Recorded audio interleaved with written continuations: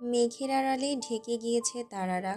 মেঘ ধীরে ধীরে অগ্রসর হচ্ছে গোলাকার আলো ছড়ানো চাঁদটার দিকে। কিছুক্ষণের মধ্যেই মেঘের আড়ালে ঢেকে গেল গোলাকার চাঁদ। দুই একক্ষণ কাটার পর পর মেঘ গর্জন তুলে আকাশ কাঁপিয়ে বজ্রপাত করল। তারপর আবার সব নিস্তব্ধ হয়ে গেল। এরকম অনেকক্ষণ কাটল। বৃষ্টি আসার আগ পর্যন্ত বাতাসের আর বজ্রপাতের তাণ্ডব। আজ আর ঝিরিঝিরি বৃষ্টি দিয়ে শুরু হলো না।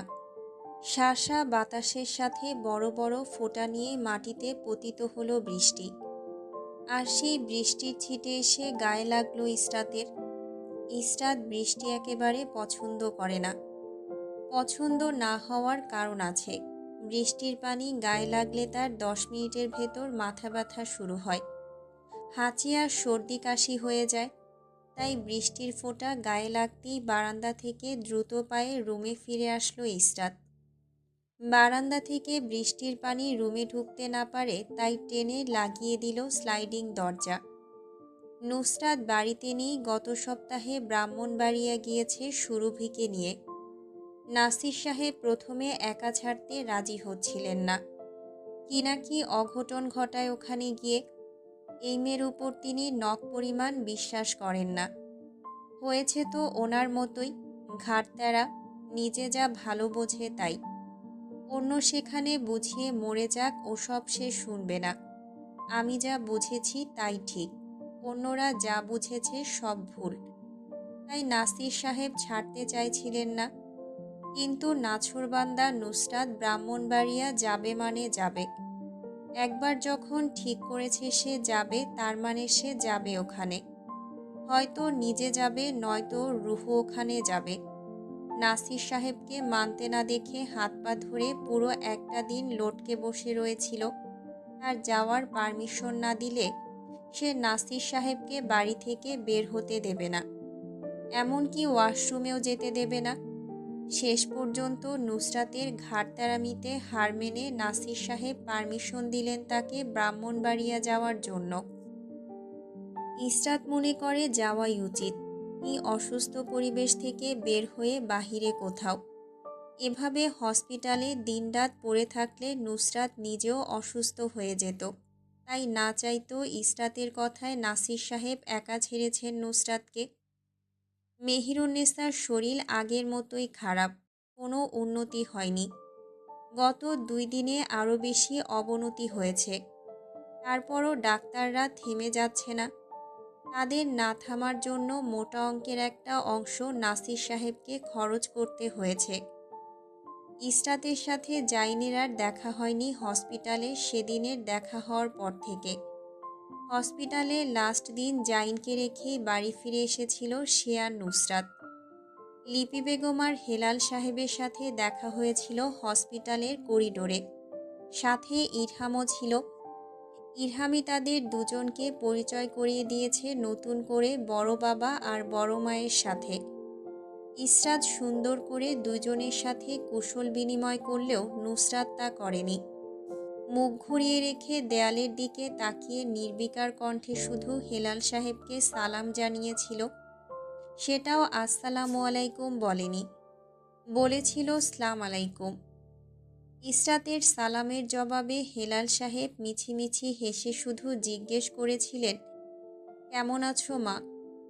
ইসরাত মুখ দেখেই আন্দাজ করতে পেরেছিল হেলাল সাহেবের ঠোঁটে ঝুলানো মেকি হাসি। সেই হাসি দেখেই তার মুখের হাসিটা নিভে গিয়েছিল। তারপর নিষ্ক্রিয় গলায় উত্তর করেছিল, জি ভালো। এইটুকুই কথা হয়েছিল হেলাল সাহেবের সাথে। বাবা বড় বাবার বিষয়ে কোনো কথা না তোলায় সেও আর কিছু বলেনি বাবাকে এই বিষয়ে। হাতের রোলেক্স সাবমেরিনার টুটোয়েনের সাদা পাথরের কাজ করা ঘড়িটি চোখের সামনে তুলে ধরল আরশ। 10 মিনিট প্রায় শেষের দিকে। এতক্ষণে হয়তোবা ভাই, বাবা, মা সকলেই তাদের লাগেজ নিয়ে নিচে উপস্থিত হয়ে গিয়েছেন। সৈয়দ সাহেব আর সোহেব সাহেব শুধু আজ বাড়িতে অনুপস্থিত। একজন অফিসে আছেন, আরেকজন হসপিটালে দাদির কাছে আছেন।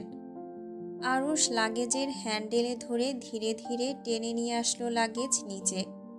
বড়সড় লাগেজটা খুবই সতর্কতার সহিত নিচে নামিয়ে আনলো। এমনভাবে আনলো যাতে একটু জোরে টান দিলেই লাগেজ ফেটে যাবে, নয়তো লাগেজ কষ্ট পাবে। ইরহাম তেরা চোখে তাকিয়ে নাক কুঁচকালো। নাক কুঁচকানো শেষে চোখ উপরে তুলতেই আরশকে তার দিকে ছোট ছোট চোখ বানিয়ে একযোগে চেয়ে থাকতে দেখে। কুঁচকানো মুখটা এক নিমিষে হাসি হাসি করে ফেলল। বাহিরে হাসি হাসি মুখ থাকলেও ভেতর ভেতর বিতৃষ্ণায় শেষ হয়ে যাচ্ছে সে। ইরহাম মনে করেছিল আরশ একজন জেন্টেলম্যান, কিন্তু এই ব্যাটা যদি দেশে না আসতো সে কখনোই জানতে পারত না এই ব্যাটা এত খরুস।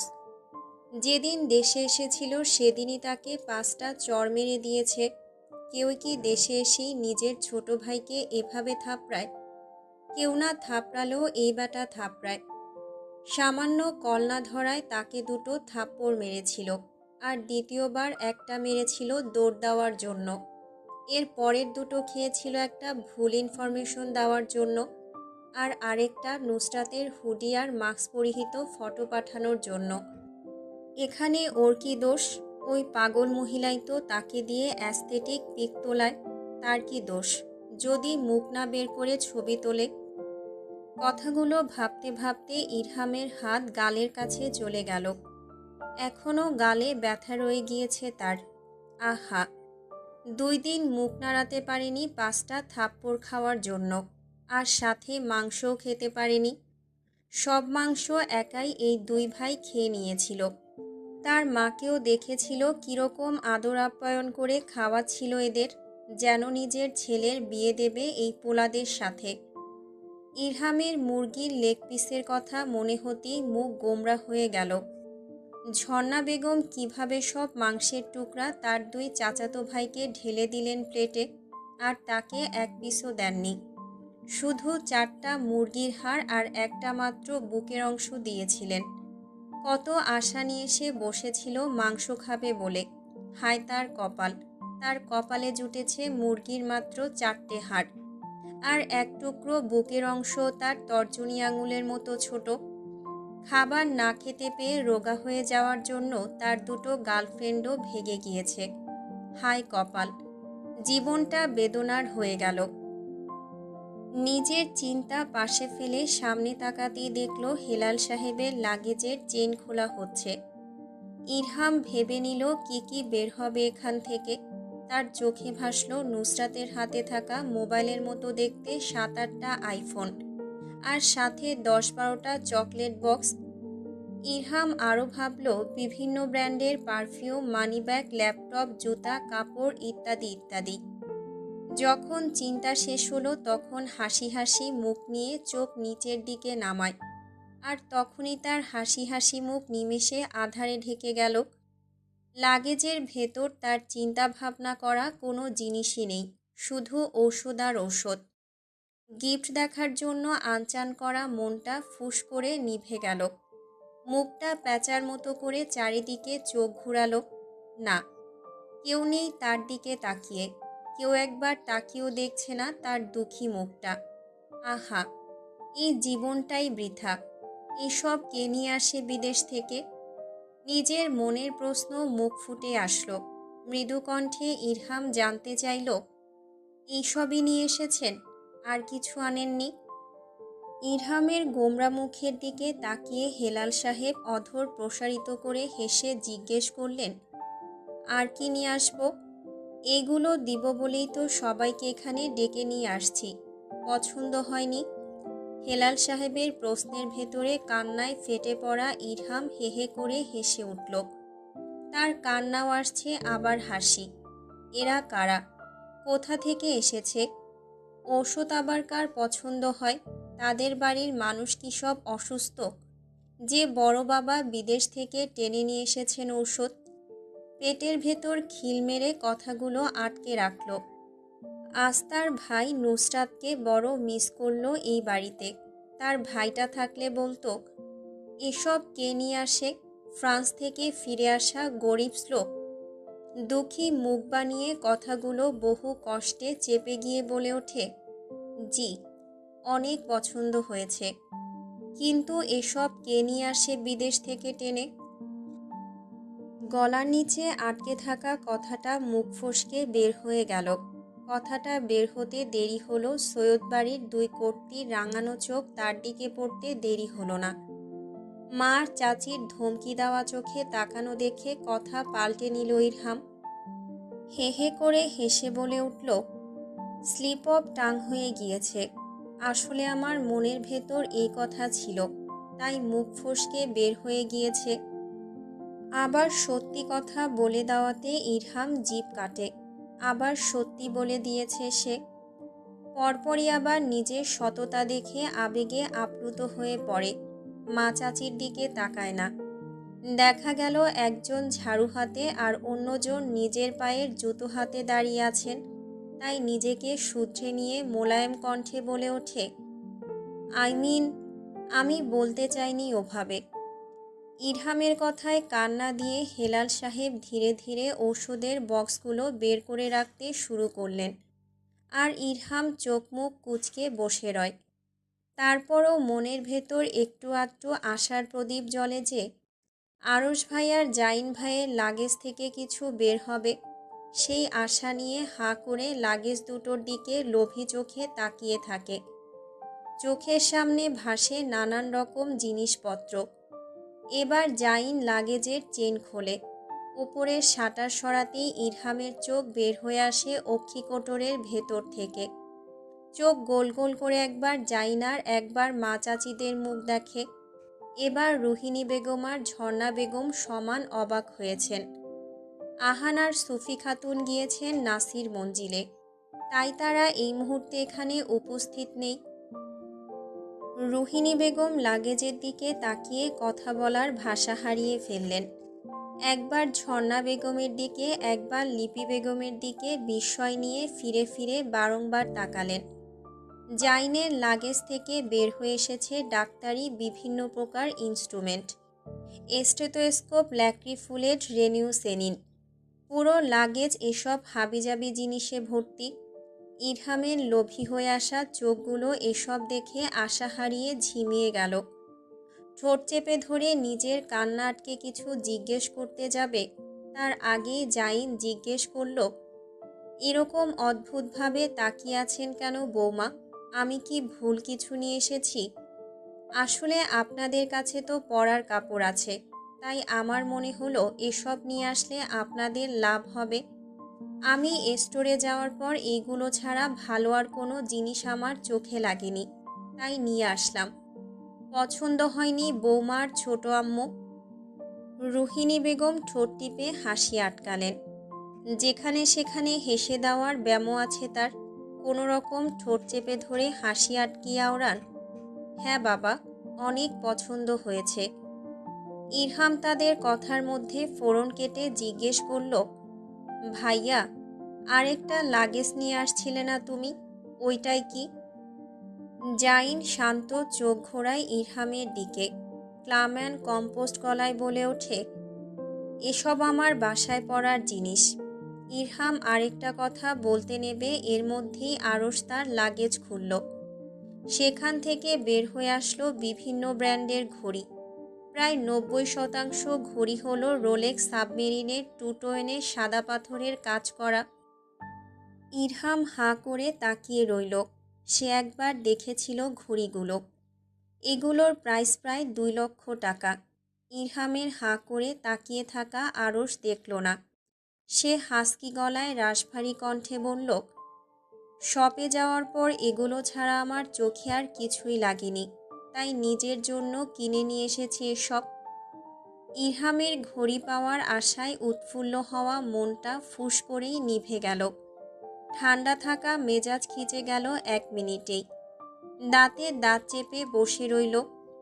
ইরহাম তার গার্লফ্রেন্ডদের কাছে গপ্প মেরেছিল, আমার কাজিনরা এই আনবে সেই আনবে, আর এরা কি নিয়ে এসেছে? একজন ঔষধের ঠেলা নিয়ে এসেছে, আরেকজন নিয়ে এসেছে ডাক্তারি জিনিসের ঠেলা।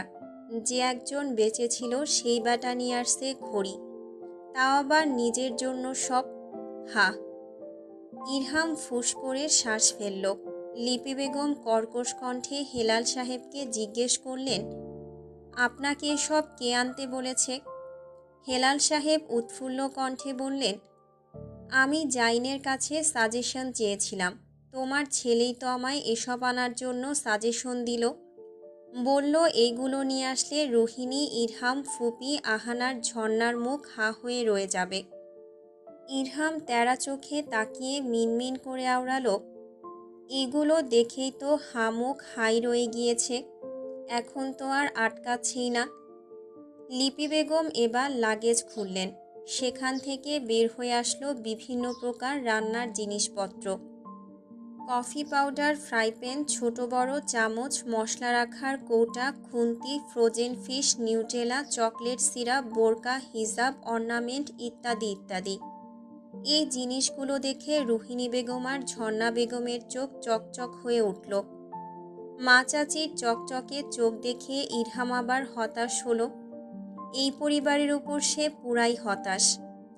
হেলাল সাহেব হঠাৎ বলে উঠলেন, আরে ইরহাম, তোর জন্য আমি জুতো আর চশমা নিয়ে এসেছিলাম, ওইগুলো দিতেই তো ভুলে গেছি। হেলাল সাহেবের কথা শুনে ঝিমিয়ে পড়া ইরহামের মন এবার কিছুটা সতেজ হলো। চকচক করতে থাকা চোখে হাঁ করে তাকিয়ে রইল হেলাল সাহেবের যাওয়ার পথে। কিয়ৎকাল অতিবাহিত হওয়ার পর হেলাল সাহেব হাতে একজোড়া নাইকোর জুতো আর একটা বাচ্চাদের কালো চশমা নিয়ে আসলেন। ইরহাম চশমার দিকে ধ্যান না দিয়ে হাঁ করে নাইকোর জুতোটার দিকে তাকিয়ে রয়। জুতো জোড়া হেলাল সাহেব সেন্টার টেবিলে রাখতে চারদিকে লাল নীল সবুজ আলো জ্বলে ওঠে। সেকেন্ডের ভেতর ইরহামের হাসি হাসি মুখটা কালো হয়ে গেল। অসহ্যকর কণ্ঠে বলে উঠল, বড় আব্বু, বাচ্চাদের লাল নীল কালার বিশিষ্ট জুতো আমার জন্য নিয়ে আসতেন কেন? আমি কি বাচ্চা? হেলাল সাহেব ঈষৎ হাসলেন। হাসিটা সুচারুভাবে গিয়ে গায়ে লাগলো ইরহামের। হেসে নিয়ে হেলাল সাহেব বলতে লাগলেন, তুই তো আমার কাছে সেই বাচ্চা ইরহাম, যে আমার কোলে উঠে প্রস্রাব করে দিত। ইরহামের রাগ মেজাজে চড়ে গেল। রাগে তেতিয়ে ওঠা মস্তিষ্ক ঠোঁটে ঠোঁট চেপে ঢাকার চেষ্টা করল। সেই সময় হেলাল সাহেব আবার বললেন, সেই তো সেই দিনের কথা, তুই আমার কোলে উঠে প্রস্রাব করে ভ্যা ভ্যা করে কান্না করে দিতি। এর মধ্যেই আগমন ঘটল সৈয়দ বাড়িতে সোহেদ সাহেবের। হেলাল সাহেব সোহেদ সাহেবকে দেখতেই প্রশ্নাত্মক চোখে তাকিয়ে গম্ভীর কণ্ঠে জিজ্ঞেস করলেন, তুই তুই এখন বাড়িতে, তাহলে আম্মার কাছে কে? সোহেব সাহেব সোফায় বসতে বসতে বললেন, মেজো ভাই আর ফুপি গিয়েছে ওখানে। হেলাল সাহেব আর কিছু জিজ্ঞেস করলেন না, চোখ ফিরিয়ে নিয়ে তাকালেন ইরহামের দিকে। কোমল কণ্ঠে বললেন, পরে দেখা তো, কীরকম লাগে তোকে? ইরহাম নাক ফোলায়, কপালে ভাঁজ ফেলে বলে, বড় আব্বু, আমি বাচ্চা নই যে এসব। কথা শেষ হওয়ার আগেই গালে হালকা হাতের থাপ্পড় পড়ল। ইরহাম বিরস মুখে তাকায় বাবার দিকে। রাগে ফোঁস করে বলে ওঠে, আব্বু, মারলে কেন? সোহেব সাহেব ধমকে উঠে বলেন, বড় ভাই যা বলছেন তা করো চুপচাপ। বাপের থাপ্পড় সাথে ফ্রিয়ের ধমক খেয়ে ইরহামের মুখটা চুপসে গেল। অস্তমিত রবির ন্যায় রক্তিম মুখ বানিয়ে লাল নীল বাতি জ্বলা জুতো জোড়া পরল। তারপর বাচ্চাদের কালো চশমাটা সোয়েব সাহেব ইরহামকে পরিয়ে দিয়ে সামনের দিকে 2 আঙ্গুল এনে দাঁড় করালেন। হেলাল সাহেব আবেগে আপ্লুত হয়ে যাওয়া স্বরে বললেন, কতটা সুন্দর লাগছে তোকে, নজর না লাগুক। রোহিণী, একটা নজর টিকা পরিয়ে দাও তো ইরহামকে। রোহিণী জি ভাই বলে চলে গেলেন রুমের দিকে। জাইন অনেকক্ষণ হলো রুমে চলে গিয়েছে। আরশ বসে বসে হেলাল সাহেব আর ইরহামের নাটক দেখছিল। এতক্ষণ কোনো মতে হাসি আটকাতে পারল, এবার আর পারল না। ঠোঁটে ঠোঁট চেপে ধরে এক হাত কপালে চেপে উল্টো দিকে তাকিয়ে হাসি আটকানোর বৃথা প্রয়াস করল। তখন রোহিণী হাতে একটা কাজল নিয়ে আসলেন, আর সেটা ইরহামের কপালের গোল করে একপাশে সুন্দর করে লাগিয়ে দিলেন। শোয়েব ইরহামের তর্জনিয়ার মধ্যমাঙ্গুল সামনে এনে ভিয়াকৃতি করে সোজা দাঁড় করালেন। ইরহাম বিড়বিড় করে বলল, একটা ফিডার এনে গলায় ঝুলিয়ে দাও, তাহলে সব কিছু পূর্ণ হয়ে যাবে। হেলাল সাহেব ফোন বের করে বললেন, চিজ ইরহাম, চিজ। ইরহাম দাঁত বের করে হাসতেই হেলাল সাহেব ঠাস করে ফটো তুলে ফেললেন। মম রাস্তার পাশ দিয়ে হেঁটে যাচ্ছিল। ঢাকা শহর হওয়ায় চারদিক থেকে গাড়ি চলাচল ও সাথে হর্নের আওয়াজ আসছে। বাংলাদেশের সবচেয়ে ব্যস্ত নগরী হয়তোবা ঢাকা, আর শান্ত নগরী হয়তোবা সিলেট। তাই মমর অনেক সময় বিরক্ত লাগে ঢাকা শহরটাকে। আজ যদি ঢাকা বিশ্ববিদ্যালয়ে চান্স না হতো, তাহলে তো সেও বাড়িতে বসে নুসরাতের মতো। আহা, মেয়েটার কি জীবন! এইচএসসি দেওয়ার পর বলল আর পড়বে না, আর পড়লই না। মেজমামা নুসরাতের কথার তোয়াক্কা না করে জোর করে নিয়ে ভর্তি করিয়েছিল সাস্টে। অনার্স ফার্স্ট ইয়ারে 2 ক্লাস করার পর যখন অ্যাসাইনমেন্ট প্রফেসররা ঠেলা ভরে ভরে দিল, এরপর আর সাস্টের আশেপাশে গিয়ে ভিড়লই না। কথাগুলো ভাবতে ভাবতে হাঁটছিল মম। তখনই যানজটের পরিবেশ ভেদ করে মমর মোবাইলে ফোন আসলো। মম ফোনটা পকেট থেকে বের করে কল ধরতেই ইসরাতের ধমক ভেসে আসলো। মম মনে করল ভুলে আজ নুসরাতের ভূত ইসরাতের উপর ভর করে ফেলেছে। তাই ভরকে গিয়ে কিছুক্ষণ কথা বলার ভাষা হারিয়ে ফেলল। ওপাশ থেকে ইসরাত আবার জিজ্ঞেস করল, কিরে, কথা বলছিস না কেন? মম নিজেকে সামলে মোলায়েম কণ্ঠে বলে ওঠে, কি হয়েছে আপু, এভাবে আজ ধমকাচ্ছ কেন? নুসরাতের ভূত কি তোমার উপর ভর করেছে? ইসরাত সে কথার প্রত্যুত্তর করল না।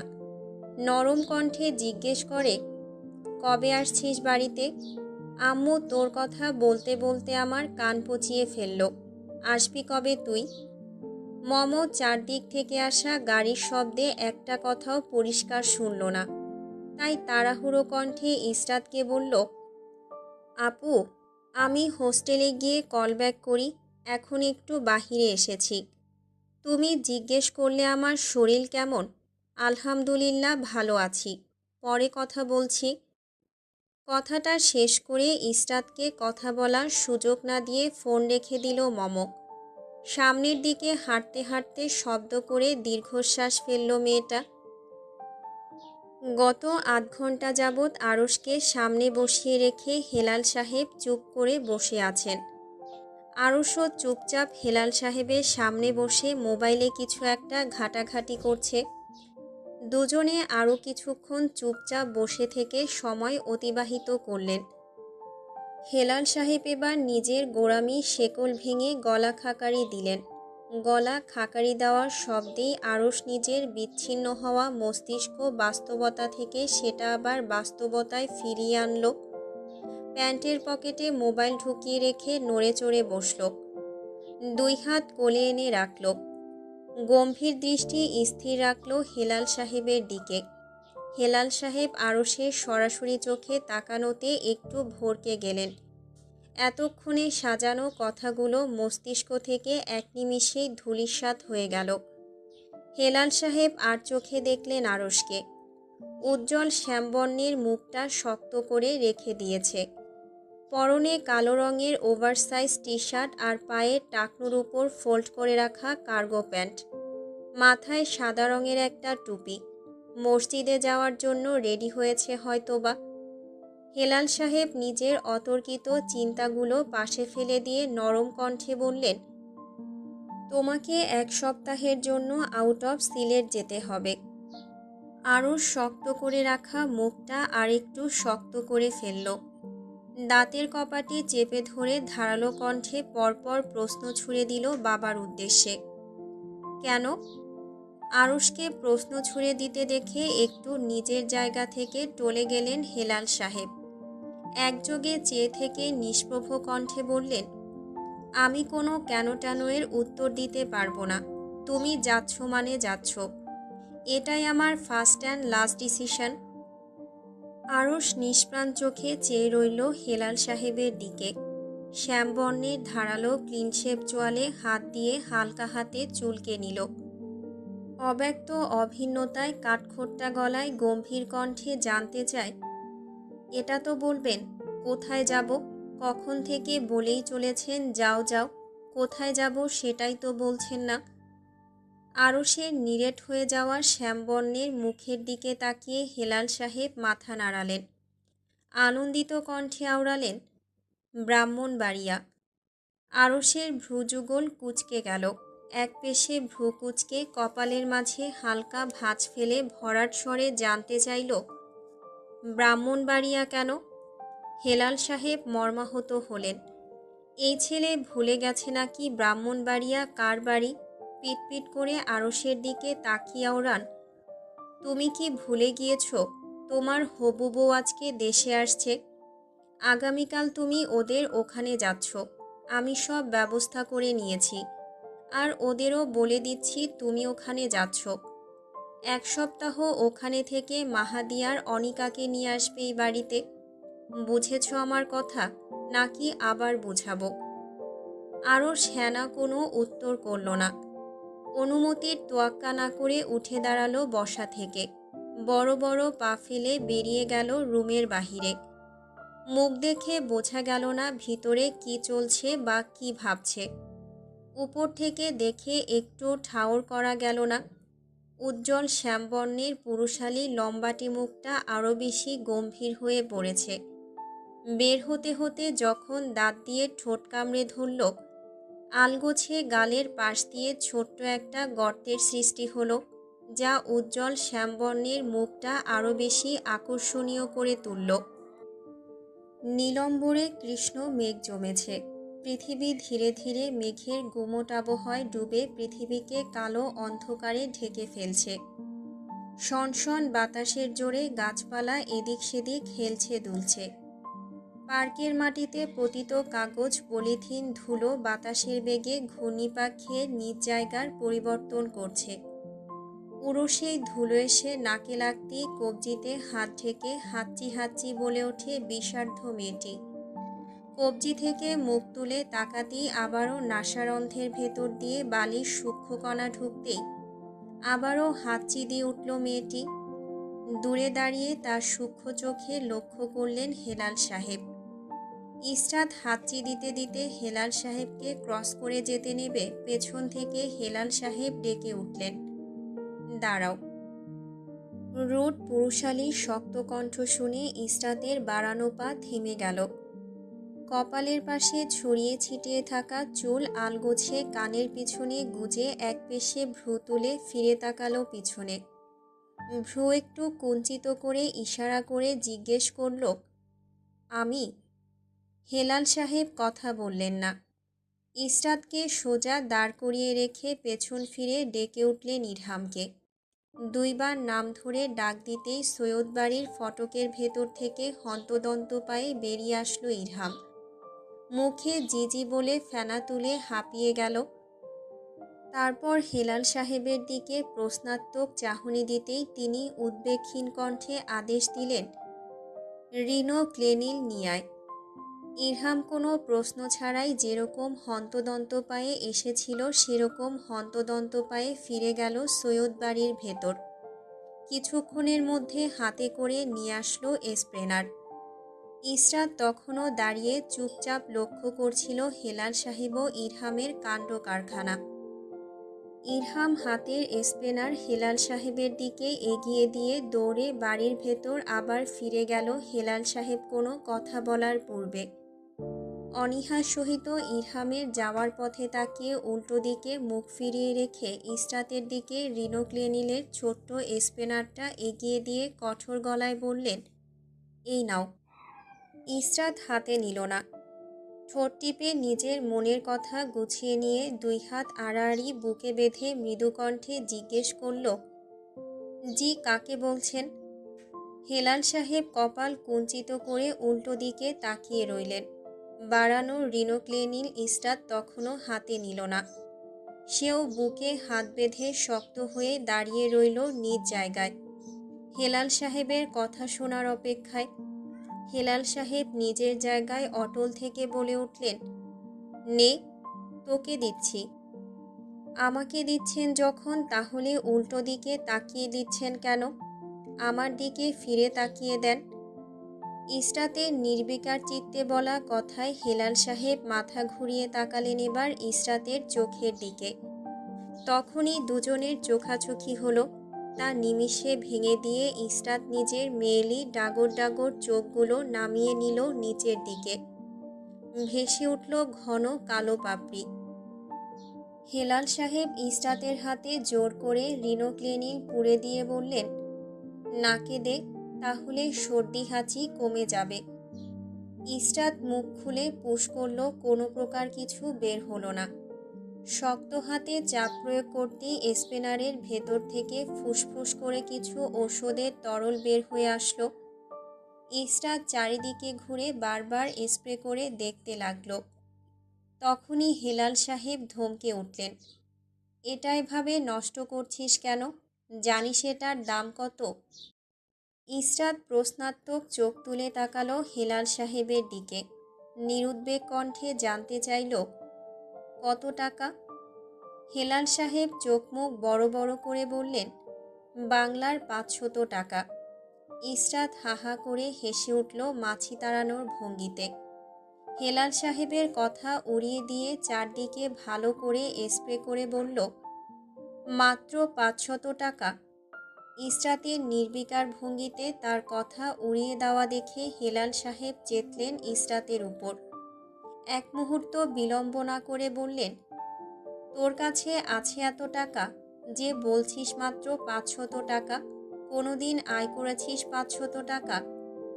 ইসরাত হেলাল সাহেবকে রাগ করতে দেখে এবং তাকে নিয়ে ঠাট্টা করতে দেখে ঈষৎ হাসল। মৃদু কণ্ঠে জিজ্ঞেস করল, আপনার কি মনে হয় আমি কিছু করি না? এসব 500 টাকা আমার হাতের ময়লা। কারণ কারণ হাঁচি। কথা শেষ হওয়ার আগে আবারও হাঁচি দিয়ে উঠল ইসরাত। হেলাল সাহেব ইসরাতকে হাঁচি দিতে দেখে শক্ত কণ্ঠে বললেন, যা যা, বাসায় যা, পরে বলিস তোর টাকার কথা। এখন গিয়ে নিজের নাক আগে ঠিক করে আয়। হেলাল সাহেব কথাটা শেষ করতেই ইসরাত মনে মনে হেলাল সাহেবকে ভেঙচি কেটে পাশ কাটিয়ে চলে গেল। বিড়বিড় করে আওড়ালো, আমার বই গেছে আপনার সাথে কথা বলতে। আসরের নামাজ পড়ে নুসরাত আর সুরভি হাওর বিলাস রেস্টুরেন্ট থেকে বের হয়ে বাহিরে যাওয়ার প্রস্তুতি নিল। সুরভি যথারীতি কুর্তি পরেছে, যার কাজ কিছুটা কালারের মধ্যে ছোট ছোট সাদা সুতোর এমব্রয়ডারি করা, সাথে সাদা কার্গো প্যান্ট ও গলায় সাদা ওড়না, পায়ে ছোট ফিতের জুতা। নুসরাত মাথায় জর্জেটের ওড়না, হাঁটু সমান হ্যালো কিটির টি শার্ট আর সাথে ব্যাগি প্যান্ট, পায়ে স্লিপার। তাও তার জুতো নিজের পায়ের থেকে 2 ইঞ্চি লম্বা। সুরভি রুম লক করে বের হতে হতে জিজ্ঞেস করল, কোথায় যাবি? নুসরাত নির্বিকার চিত্তে বলে উঠল, যেখানে নিয়ে যাবি সেখানে। হরিপুর রাজবাড়ি যাবি? প্রশ্ন জিজ্ঞেস করে সুরভি উত্তর জানার আশায় চেয়ে রইল নুসরাতের উদ্দেশ্যে। নুসরাত আগের মতো মোবাইলের দিকে তাকিয়ে থেকে বলল, যেখানে নিয়ে যাবি সেখানেই যাব। দীর্ঘশ্বাস ফেলে সামনে হাঁটা ধরল সুরভি। নুসরাত মোবাইলে কিছু একটা করতে করতে এগিয়ে গেল সুরভির পেছনে। হরিপুর রাজবাড়ি যাওয়ার নাম করে রিসোর্ট থেকে বের হলেও রাস্তায় গাড়ি না পাওয়ায় দুজন হাঁটছিল রাস্তায় এদিক সেদিক। কাছেই তিতাস নদী হওয়ায় বাতাসের প্রকোপ একটু বেশি এখানে। সুরভি আর নুসরাত আরও একটু সামনের দিকে হাঁটতেই একটা ছোট টিলা তাদের চোখের সামনে ভাসল, যেখানে বাচ্চারা খেলা করছিল এবং রিসোর্টে আসা অনেক মানুষ এখানে হাঁটাহাঁটি করছিল। নুসরাত আর সুরভি দুজন হেঁটে হেঁটে উপরে উঠল টিলার উপরে উঠে দুজন দুজনের থেকে আলাদা হয়ে আশেপাশে হেঁটে প্রাকৃতিকই পরিবেশ বেশ উপভোগ করছিল। নুসরাত মোবাইল দেখে দেখে হাঁটছিল, সাথে বিড়বিড় করে গান গাচ্ছিল। He is a bad boy with a tainted heart and even I know this ain't smart, but mama I am in love with a criminal. and this type of love is a regional its পিজিকায়া। পরের অংশ গাওয়ার আগেই নুসরাতের মুখ দিয়ে বের হয়ে আসলো অবাঞ্ছিত শব্দ। আকারে শব্দ করে জুতোর সাথে জুতো লেগে প্যান্টের সাথে প্যান্ট আটকে পায়ের সাথে পা বেঁধে পড়ে যেতে নেবে বিড়বিড় করে আওড়ালো, লা হাওলা লা কুওয়াতা ইল্লা বিল্লাহ আলিউল আযীম। ও আল্লাহ, এবারের মতো বাঁচিয়ে নাও, আমি এখনো বিয়ের লাড্ডু খাইনি। বিয়ের লাড্ডু খাওয়ার আগেই মরে গেলাম রে। বাপ আমার, কেউ বাঁচা আমারে। আগে বিয়ের লাড্ডু খেয়ে নেই, তারপর না হয় আরও ২-৪০০ বছর বেঁচে তারপর মরে যাব। আমি এখনো আমার নাতি নাতনিদের মুখ দেখিনি। প্লিজ বাঁচা কেউ আমারে, আমি বিয়ের লাড্ডু খেতে চাই। এই জীবনে মনে হয় বিয়ের লাড্ডু আর খেতে পারলাম না। জীবনে করা সব পাপ মনে পড়ে গেল এক নিমিষেই। আহ, আমি বিয়ের লাড্ডু খেতে চাই। নুসরাত আলতু ফালতু বলে চিৎকার করতে লাগলো। তখনও চোখ বন্ধ করে রেখেছিল খিচে। ভয়ে চোখ খোলার কথা মাথা থেকে বের হয়ে গিয়েছিল মেয়েটার নিমিষেই। আরস অদ্ভুত চোখে শ্যামবর্ণের মেয়েলি মুখটার দিকে তাকিয়ে রইল। গোধূলি বেলার ম্লান সূর্যের মিষ্টি লাল রশ্মি এসে টিলায় ঝুলে থাকা মেয়েটার মুখের উপর এসে পড়ল, যার শ্যামবর্ণের মুখে পড়ার সাথে সাথেই মুখটা চিকচিক করে উঠল। আরও সূক্ষ্ম চোখে চেয়ে দেখল মেয়েটার সেকেন্ডে সেকেন্ডে বদলে যাওয়া বিচিত্র মুখের ভাবভঙ্গি। একবার চোখ খিচে নিচ্ছে, তো একবার ভ্রু উপরে তুলছে, তো আরেকবার দাঁত দিয়ে ঠোঁট চেপে ধরছে। আরসের মুখে চিরাচরিত সেই গাম্ভীর্য। মেয়েটার মুখের দিকে সূক্ষ্ম চোখ অনেকক্ষণ বুলালো। বিরক্ত হলো না এতে সে। চুপচাপ শুধু দেখলো আর দেখতেই থাকলো, সাথে অপেক্ষা করতে থাকলো মেয়েটা চিৎকার বন্ধ করে চোখ খোলার। কিন্তু এই মেয়ে ২ মিনিট চলে গেল, তারপরও বাচালের মতো বিয়ের লাড্ডু খাওয়া নিয়ে বকবক করতে থাকলো। আর তার নীরব শ্রোতা হয়ে আরস চুপচাপ গভীর চোখে নুসরাতের ঠোঁটের দিকে তাকিয়ে থেকে শ্রবণ করল।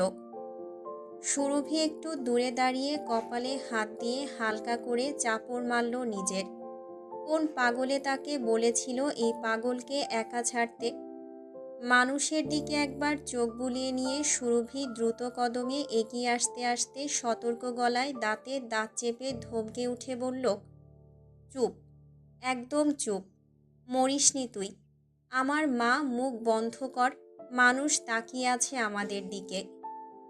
সুরভির গলার স্বর শুনতেই নুসরাত বন্ধ করে রাখা চোখ তড়াক করে খুলে ফেলল।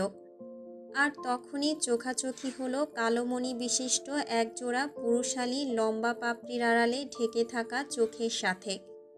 চোখ বড় বড় করে কিছুক্ষণ তাকিয়ে থেকে নিজ মনে বিড়বিড় করে আওড়ালো, এই ব্যাটার চোখের পাপড়ি এত বড় বড় কেন? তারপর মনে মনে নাক উপরের দিকে তুলে আওড়ায়, এই ব্যাটা এরকম করে তাকিয়ে আছে কেন? নুসরাত উপর দিক থেকে চোখ সরিয়ে মাথা কাত করে নিচের দিকে নিজের দৃষ্টি ঘোরাতেই ২ ঠোঁটের মধ্যে ফাঁক হয়ে গেল। চোখ বড় বড় করে সেদিকে চোখ রেখে নিজের হাত রুক্ষ পুরুষালী হাতের ভেতর থেকে ছাড়ানোর চেষ্টা করতেই আরস গম্ভীর কণ্ঠে জিজ্ঞেস করল, বিবাহিত? নুসরাতের চোখ অদ্ভুতভাবে সরু হয়ে আসলো।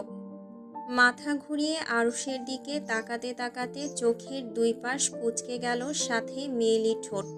আরসের অদ্ভুত কথা শুনে সে এখানে মরে যাচ্ছে, আর এই ব্যাটা কি নাকি জিজ্ঞেস করছে তাকে, বিবাহিত নাকি অবিবাহিত। বোকা চোখে নুসরাতকে তার দিকে তাকিয়ে থাকতে দেখে আরস আবার জিজ্ঞেস করল, বিবাহিত? নুসরাত ২ পাশে মাথা নাড়ল। নুসরাতকে ২ পাশে মাথা নাড়াতে দেখেই আরসের শক্ত করে ধরে রাখা নুসরাতের হাতখানা কিছুটা ঢিলে হয়ে আসলো। নুসরাত উল্টো দিকে একবার চেয়ে শক্ত হাতে চেপে ধরল আরসের পুরুষালী রুক্ষ হাত জোড়া। মিনমিন করে বলল, ভাইয়া বাঁচান, এখান থেকে পড়লে আমি দুনিয়া থেকেই টপকে যাব। আরস নুসরাতের কথা না শোনার ভঙ্গিতে এড়িয়ে গেল। হাত আরেকটু ঢিলে করতেই নুসরাত অন্য হাত দিয়ে আরশের হাত চেপে ধরল। নুসরাতের হাতের লম্বা নখগুলো দেবে গেল আরশের হাতের পিঠে।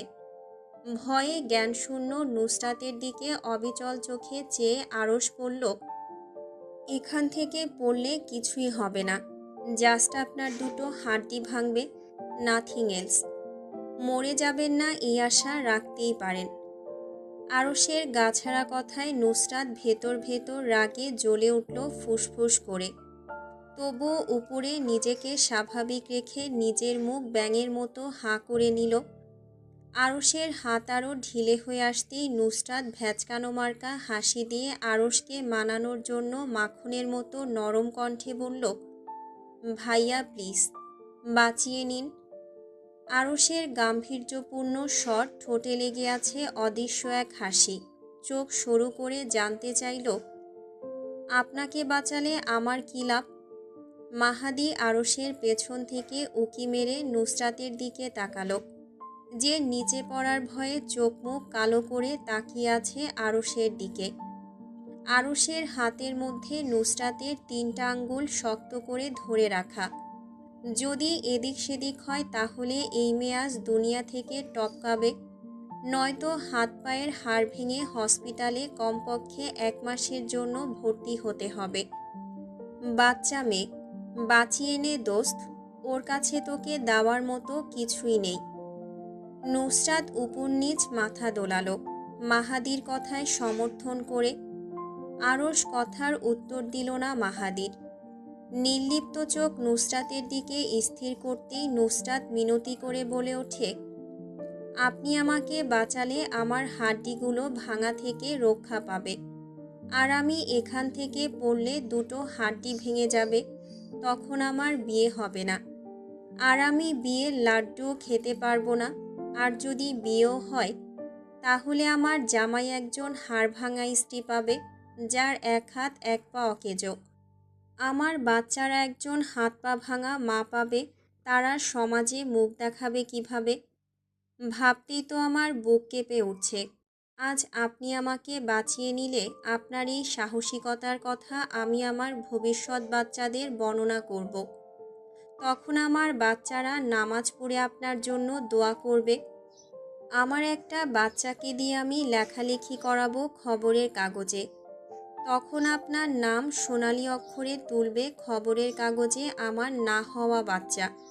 আর শিরোনাম থাকবে, একজন অবিবাহিত কুমারী কন্যাকে 20 ফুট উঁচু পাহাড় থেকে পড়ার হাত থেকে বাঁচিয়ে নিয়ে পৃথিবী অন্ধকার হওয়ার হাত থেকে আলোকিত করেছেন একজন কুমার যুবক। আর সেই যুবকের নাম হলো মিস্টার ডট ডট ডট। আরশ নির্বিকার চিত্তে জিজ্ঞেস করল, ওরা কেন আমার জন্য দোয়া করবে, আর কেনই বা আমার নাম খবরের কাগজে ছাপাবে? নুসরাত আরশের আঙুলের ভাঁজে নিচের লম্বা লম্বা মেয়েলি আঙুলগুলো আলগোছে ঢোকাতে ঢোকাতে বলল, তখন তো আপনি আমার বাচ্চাদের মামা হয়ে যাবেন। আরশ নুসরাতের চতুরতার সাথে তার হাতের আঙুলের ভাঁজে নিজের হাত ঢোকানো লক্ষ্য করল আর চোখে। মাহাদি পেছন থেকে বলে উঠল, তোমার চিন্তার বেগ দেখছি বাতাসের বেগের থেকেও বেশি। এত তাড়াতাড়ি কিভাবে এত চিন্তা করতে পারো? নুসরাত আবেশিত কণ্ঠে বলল, ভাইয়া, এটা আমার নিজস্ব ট্যালেন্ট। সুরভির বিস্ময়ে নিজের মুখ দিয়ে শব্দ বের করতে ভুলে গেল। এতক্ষণে পেছনে দাঁড়িয়ে নুসরাতকে ঠোঁটে হাত রেখে বারবার চুপ করার কথা বললেও ও এখন উচ্চ শব্দে নুসরাতকে ধমকে উঠল, চুপ, আর একটা কথাও না। নুসরাত মুখে জিপার টানার মতো মুখ আটকে নিল। আরশ অবিচল দৃষ্টিতে নুসরাতের দিকে তাকিয়ে থেকে শক্ত হাতে উপরে টেনে তুলতে তুলতে আওড়ালো, বাচাল, যা স্পষ্ট নুসরাতের কান ভেদ করে গেল। নুসরাত 1 আঙ্গুল তুলে কিছু বলার আগেই পুরো শরীর ঝাঁকুনি খেয়ে উপরে উঠে আসলো। অবাক চোখে আশেপাশে ঘোরাতেই সুরভির সাথে চোখাচোখি হলো, যে কটমট করে তার দিকে তাকিয়ে। নুসরাতের দিকে এগিয়ে এসে কাকড়া দিয়ে আটকানো চুলগুলো একটানে খুলে দিল। সেকেন্ডের গতিতে তা ছড়িয়ে ছিটিয়ে পড়ে গেল পিঠ জুড়ে। সুরভি নুসরাতের চুলগুলো দুই পাশ করে সামনের দিকে নিয়ে এসে বুকে দিতে নেবে, তার আগেই আরশ নিজের পরনের টি শার্ট খুলে নুসরাতের গায়ের উপর দিয়ে দিল। নুসরাত নিজের দিকে তাকাতেই দেখল ওড়না নেই তার গায়ে।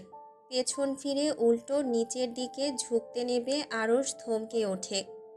এই মেয়ে, মরার শখ জেগেছে আপনার? তাহলে তখন বললে না কেন? ধাক্কা দিয়ে ফেলে দিতাম আপনাকে। নুসরাত নিষ্পাপ মুখ বানিয়ে মাহাদিয়ার আরশের দিকে চোখ বুলিয়ে মিনমিন করে বলল, আমি কখন বললাম যে আমি মরে যেতে চাই?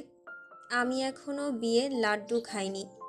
আগে খেয়ে নিই, তারপর না হয় ধীরে সুস্থে 4-5টা বাচ্চা জন্ম দিয়ে মরব। মাহাদি অবাক কণ্ঠে জানতে চাইল, 4-5টা কেন? 4-5টা কম মনে হচ্ছে ভাইয়া? তাহলে এক কাজ করব, 11 জন বাচ্চার জন্ম দেব, তারপর এদের দিয়ে একটা ফুটবল টিম গঠন করব, আর আমি আর আমার জামাই দর্শক হয়ে সেখানে ওদের খেলা দেখব। নুসরাত বিগলিত কণ্ঠে কথা শেষ করতেই আরশ উঠে দাঁড়াতে দাঁড়াতে নির্লিপ্ত কণ্ঠে জানতে চাইল, কথা বানানো ছাড়া আর কি কি জানেন আপনি? আরশ যে তাকে ঠাট্টা করছে তা স্পষ্ট টের পেল নুসরাত। কিছু গালি দিতে যাবে নিজের মুখ সামলে নিল। ঠোঁট ফুলিয়ে শ্বাস ফেলে মুখের পেশি বারবার সংকুচিত প্রসারিত করল, যাতে মুখ ফসকে কোনো গালিগালাজ বের না হয়। ব্যাটাকে কোনো প্রকার গালাগালি করা যাবে না, কারণ ব্যাটা তাকে হাড় ভাঙার হাত থেকে রক্ষা করেছে। তাই কাউকে নিজের ভেতরের কথা বুঝতে না দিয়ে আবেশিত কণ্ঠে বলল, জি, মানুষকে ভালো পাগল বানাতে জানি। আরশ আর কোনো প্রশ্ন জিজ্ঞেস করল না। শেষবারের মতো নুসরাতের উপর থেকে নিচে নিজের বুদ্ধিদীপ্ত চোখ জোড়া বুলিয়ে নিয়ে অগ্রসর হলো সামনে। মাহাদিও আরশের পেছন পেছন যেতে নিয়ে থেমে গেল। আরশ আবার দাঁড়িয়েছে। হালকা ঘাড় কাত করে আরশ মাটিতে বসে থাকা নুসরাতকে জিজ্ঞেস করল, সত্যি অবিবাহিত? আপনি কি আমাকে বিশ্বাস করছেন না? হ্যাঁ, অনেকেই বিশ্বাস করে না যে আমি অবিবাহিত। এই যে নোস্টিং দেখছেন, এটার জন্য আমাকে মনে করে আমার বিয়ে হয়ে 2টা বাচ্চাও আছে। এখন মানুষ কি একটু শখ করে নোস্টিং পড়তে পারে না? এসব মানুষজনও না। আবার অনেকে বলে আমার বয়স হলো 52। তখন আমি তাদের ভুল শুধরে দিয়ে বলি যে আমার বয়স হলো গিয়ে 60 বছর, আমাকে এখনও দেখতে এত যুবতী লাগে। সেটা মানুষ ভুল বয়স গেস করে প্রমাণ করে দেয়। নুসরাত শ্বাস নিয়ে একের পর এক কথা বলতে লাগলো। আরও শার্টের নিচে পড়া ড্রপ শোল্ডার টি শার্টটা একটানে খুলে নুসরাতের মুখের উপর ছুঁড়ে মারল। তখনই নুসরাতের মুখ বন্ধ হয়ে গেল। এবার আরশ একটু জোরেই নুসরাতের উদ্দেশ্যে বলল, বাচাল মেয়ে, এত কথা বলেন কেন? একটা প্রশ্ন জিজ্ঞেস করলে 100 উত্তর দিতে হবে কেন আপনার? নুসরাত নিজের মুখের উপর থেকে টি শার্টটা সরাতেই নাকের ভেতর দিয়ে সুরসুর করে বয়ে গেল ব্ল্যাকবেরির মিষ্টি ঘ্রাণ। মুখ বাঁকিয়ে উঠে দাঁড়িয়ে এগিয়ে গেল ধীর পায়ে আরশের দিকে। ততক্ষণে আরশ পুরোপুরি পেছন ফিরে নুসরাতের দিকে পূর্ণ দৃষ্টি জ্ঞাপন করেছে। নুসরাতকে এগিয়ে আসতে দেখে গাম্ভীর্যে ভরা কণ্ঠে বলল, আপনি জানেন কি, আপনার নোস্টিংটা দেখতে বিশ্রী। নুসরাত রাগ করল না। ঠোঁট বাঁকিয়ে ব্যঙ্গাত্মক হেসে বলল, ধন্যবাদ। আরশ তীক্ষ্ণ চোখে তাকায় বালিকার দিকে। ভ্রুযুগল কুঞ্চিত করে ব্যগ্র কণ্ঠে আওড়ায়, আপনার গলার আওয়াজ আপনার মতোই বিশ্রী। নুসরাত গা দুলিয়ে হাসে। পারলে সেখানে গড়াগড়ি খেয়ে হাসত। ঠোঁট কামড়ে হাসি থামানোর চেষ্টা করে। ফিকে হয়ে যাওয়া ঘোলাটে দৃষ্টি আরশের দিকে স্থির রেখে বলে, আবারও ধন্যবাদ। আরশের উজ্জ্বল মুখে এবার কিছুটা বিরক্তি ভর করে। সুদীর্ঘ লম্বা শরীর সামান্য বাঁকিয়ে নুসরাতের দিকে ঝুঁকে আসে। নুসরাতের মুখের কাছে নিজের মুখ রেখে মেয়েলি চোখে নিজের দৃষ্টি স্থির করে ডিপ গলায় বলে, you are fucking a stupid girl. আপনি পুরোটাই বিশ্রী। নুসরাত পায়ের পাতায় হালকা ভর দিয়ে উঁচু হয়, নিজের মুখ আরশের আরেকটু সন্নিকটে নিয়ে যায়, ঠোঁট চোখা করে আরশের থুতনিতে সামান্য শ্বাস ফেলে বলে, আপনার এই অপমান আমি সাদরে গ্রহণ করলাম মিস্টার। আবারও এই সুন্দর অপমানের জন্য আপনাকে থ্যাঙ্কস। সুরভি আর মাহাদি নীরব দর্শক হয়ে এসব দেখছিল। নুসরাত হাসল, আরশের গাম্ভীর্যপূর্ণ মুখের দিকে তাকিয়ে। একটা কথা জানেন কি ভাইয়া? আরশ কথা বলল না, ভ্রু বাঁকালো কিঞ্চিত। নুসরাতের কপাল আরশের নাকের কাছ পর্যন্ত হওয়ার দরুন নুসরাত নিজের মুখ আরশের বাদিকে সরিয়ে নিয়ে ফিসফিস করে বলল, ভাইয়া আপনি কিন্তু জোশ বুঝেছেন। আমি আবার ভদ্রমহিলা, তাই আপনারই অপমানে কিছু মনে করিনি। কিন্তু একটা সত্য কথা কি জানেন? আমি আপনার গলার অ্যাডামস অ্যাপেলার এই গলার কাছে সুন্দর কলার বোনের এদিকেই নজর দিয়েছি। নুসরাত নিজের কণ্ঠ আরও নিচে নামিয়ে নিয়ে আরশের কানের কাছে বলে, আর এই যে কণ্ঠনালীর কাছে তিল, এদিকে সব থেকে বেশি নজর দিয়েছি। আরশ হাসল, গ্রীবা নিচের দিকে নামিয়ে কর্কশ কণ্ঠে বলল, আমার উচিত হয়নি আপনার মতো একটা বেয়াদব মহিলাকে বাঁচানো। ছেলেদের দিকে খারাপ নজরে তাকান লজ্জা লাগে না? নুসরাত ঠোঁট উল্টে নিষ্পাপ নির্মল মুখ বানিয়ে দুই পাশে মাথা না ভঙ্গিতে দোলাতে দোলাতে বলে, জি না ভাইয়া, আমার একটুও লজ্জা লাগে না। মানুষ সুন্দর ছেলে দেখলে তাদের দিকে তাকায়, আমিও তার একজন।